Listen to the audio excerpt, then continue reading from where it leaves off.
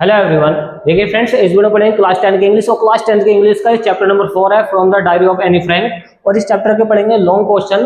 और ये जो पहला क्वेश्चन है ये है करेक्टर स्केच ऑफ एनी का। ये बार बार रिपीट होता रहता है एग्जाम में, आपको ये जरूर तैयार करना चाहिए। तो देखिए हम इसका कैसे ट्रांसलेशन करेंगे इंग्लिश टू हिंदी में वो आपको समझना है। और इसके सारे के सारे आपको मीनिंग याद होनी चाहिए और आसान है इसका ट्रांसलेशन। देखिए कैसे करेंगे, इसको समझते हैं। तो क्वेश्चन आपको इस तरीके से मिलेगा कि give a character sketch of any या फिर give a character sketch of Anne Frank. तो इस तरीके से मिलेगा आपको क्वेश्चन बोर्ड एग्जाम में। तो यहाँ पर इसका मतलब है कि गिव अ करेक्टर स्केच, चरित्र चित्रण कीजिए। देखिए करेक्टर स्केच का मतलब होता है चरित्र चित्रण। जो करेक्टर का मतलब क्या होता है फ्रेंड्स, इसका मतलब होता है चरित्र। क्या होता है? चरित्र। और स्केच का मतलब होता है चित्रण। क्या होता है? चित्रण। तो चरित्र चित्रण कीजिए किसका? ऑफ एनी फ्रैंक का। तो ये एनी फ्रैंक इसका पूरा नाम है। तो एनी फ्रैंक का चरित्र चित्रण कीजिए।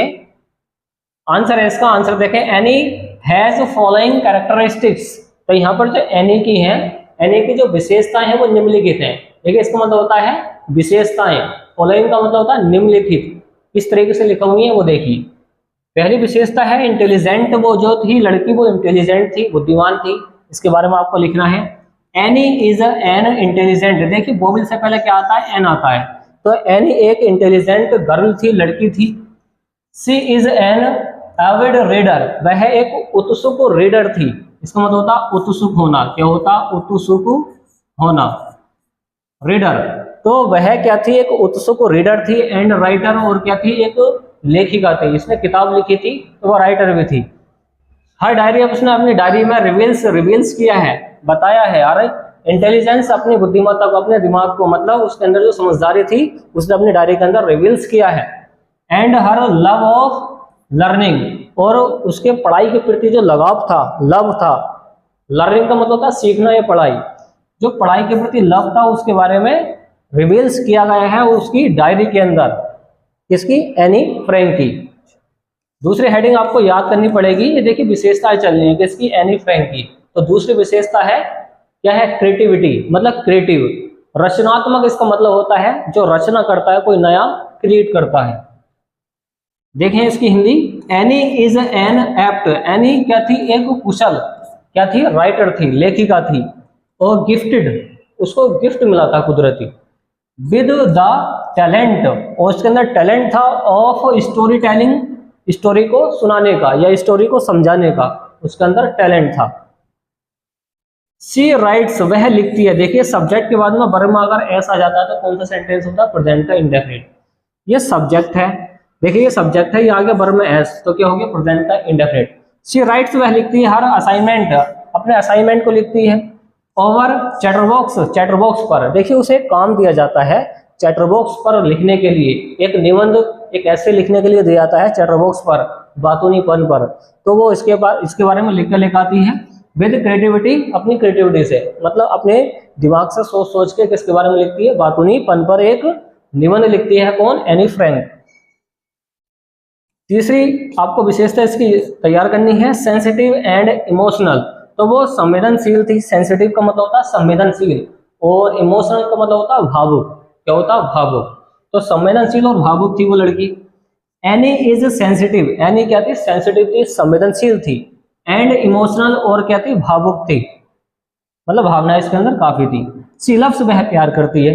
देखिए फिर से प्रेजेंट का इंडेफिनिट है, ये सब्जेक्ट है। देखिए अगर सब्जेक्ट अगर सिंगुलर होगा तो वर्ब में कौन आता है? एस। सी लव्स, वह प्यार करती है। हर फैमिली, अपने परिवार से, तो अपने परिवार से प्यार करती है क्योंकि इसके अंदर भावनाएं काफी हैं। सी मिसिस हर ग्रैंड मदर, वो अपनी दादी माँ को याद करती रहती है। हु, जो हैज पास्ड अवे, जो गुजर चुकी हैं। देखिए पास्ड अवे एक अच्छी फ्रेजल वर्ब है। इसका मतलब होता है गुजर जाना या मर जाना। जो मर चुकी हैं उनकी दादी, इसकी एनी फ्रैंक की, वो उन्हें काफी याद करती हैं, मिसिस करती हैं। चौथी विशेषता क्या है? अ गुड सिस्टर, उसकी एक अच्छी बहन थी। कौन थी? उसके बारे में देखिए। Any has an elder. देखिए एनी की एक एल्डर, एल्डर का मतलब होता है बड़ा, तो उसकी एक बड़ी थी। ये देखिए बोविल है, बोविल से पहले क्या आता है? एन।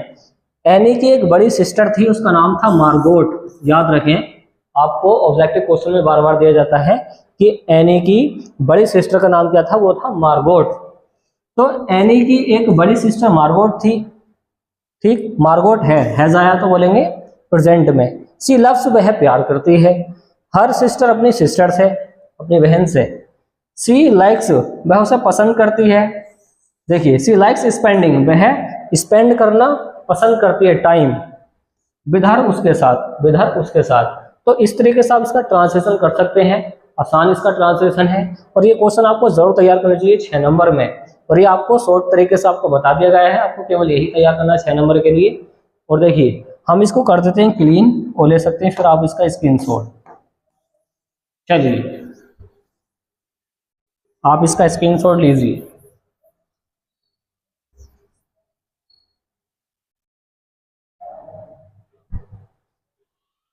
और इसका दूसरा क्वेश्चन समझते हैं। देखिए फ्रेंड्स, और ये 2 क्वेश्चन आपको जरूर तैयार करने चाहिए बोर्ड एग्जाम के लिए, केवल आपको यही 2 क्वेश्चन इसके तैयार करने इस चैप्टर के। क्वेश्चन क्या है वो देखिए, वो समझिए। और ये दोनों के दोनों क्या है, मोस्ट इंपोर्टेंट है एग्जाम के लिए।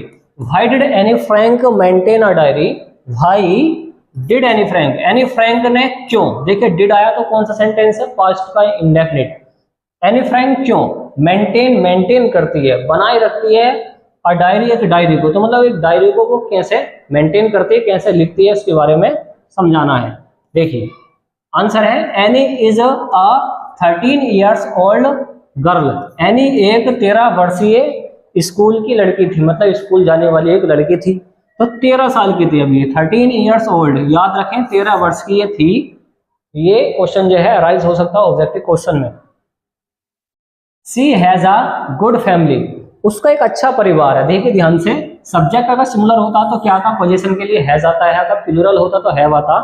सी हैज अ गुड फैमिली, उसका एक अच्छा परिवार है। आगे देखें, सी हैज लविंग पेरेंट्स, वह अपने माता पिता से प्यार करती है। And a 16 year old sister, और एक इसकी 16 year ओल्ड सिस्टर है। देखिए 13 साल की है और इसकी जो बड़ी बहन है वो 16 साल की है, 16 year old. She has about 30 friends, उसके लगभग कितने, 30 फ्रेंड्स थे। कितने फ्रेंड्स हैं, 30। She has no such a friend, उसका कोई ऐसा दोस्त नहीं था, इतने दोस्तों में कोई ऐसा दोस्त नहीं था। इन whom शी कुड कॉन्फाइड, कि उस पर वो पूरी तरीके से विश्वास कर सके। कॉन्फाइड का मतलब क्या होता है, विश्वास, याद रखें इसका मतलब क्या होता, विश्वास होता है। आगे समझे, देखिए friends can not get so closer, और उसका कोई ऐसा कोई फ्रेंड्स नहीं हो सकता था, हो सका सो क्लोजर, इतना करीबी नहीं था उसका कोई friend. That she could state her personal, कि वो अपनी पर्सनल बातें उससे शेयर कर सके। तो इतने फ्रेंड्स में कोई भी ऐसा उसका पक्का फ्रेंड नहीं था जिससे वो अपनी पर्सनल बातें शेयर कर सके, पर्सनल एक्सपीरियंस बता सके टू देम, उनको, टू देम उनको। सी हियर्ड, देखिए हियर्ड का मतलब क्या होता है, सुना। उसने सुना था कि यह सेइंग पेपर, एक जो पेपर होता है, हैज मोर पेशेंस, उसमें अधिक धैर्य होता है। अधिक क्या होता है, धैर्य का मतलब होता है पेशेंस, मतलब अपने आप पे कंट्रोल रखना। देन की अपेक्षा, पेपर लोगों की, तो लोगों की अपेक्षा किसमें ज्यादा धैर्य होता है, एक पेपर में होता है। Papers make a diary, paper से एक डायरी बन सकती है, डायरी बनती है। हेंस अ डायरी, एक डायरी, इज अ नोटबुक, एक क्या होती है, नोटबुक होती है। Which one can call confidence, जिस पर हम पूरी तरीके से विश्वास कर सकते हैं। इट कीप्स द सीक्रेट, तो वो आपको सीक्रेट को क्या रख सकती है, गुप्त रख सकती है, सेफ रख सकती है, सुरक्षित रख सकती है। तो उसका मानना यह था कि अगर मैं डायरी लिखूंगी तो डायरी में अपनी पर्सनल बातें लिखने के बाद में वो सेफ रहेंगी, उसके अंदर क्या रहेंगी, सेफ रहेंगी। अनलेस इट इज स्टोलन, जब तक कि उसको चुरा लेने जाए। देखिए जब तक कि उसको चुरा लिया ना जाए, तो अनटिल अनलेस का मतलब होता है जब तक। अनटिल अनलेस का ये आपको रूल्स पढ़ने के लिए मिले हुए हैं इसके अंदर, इंग्लिश के अंदर, कि अनलेस का मतलब होता है जब तक, इट इज स्टोन, जब तक उसको कोई चुरा न ले तब तक वो सेफ रहेगी। भाई सम्मन किसी के द्वारा, सम्मन का मतलब होता है किसी के द्वारा, जब तक वो किसी के द्वारा चुरा ली नहीं जाएगी, कौन, नोटबुक जो डायरी है, तब तक वो सेफ रहेंगे, आपको जो सीक्रेट है। This is why any started, इसी वजह से एनी ने राइटिंग लिखना शुरू कर दिया, डायरेक्ट डायरी को, इसी वजह से एनी ने एक डायरी को लिखना शुरू कर दिया। अगर क्वेश्चन इस तरीके से आ जाए कि एनी ने डायरी लिखना क्यों शुरू किया था, तो आपको यही थ्योरी लिखनी है।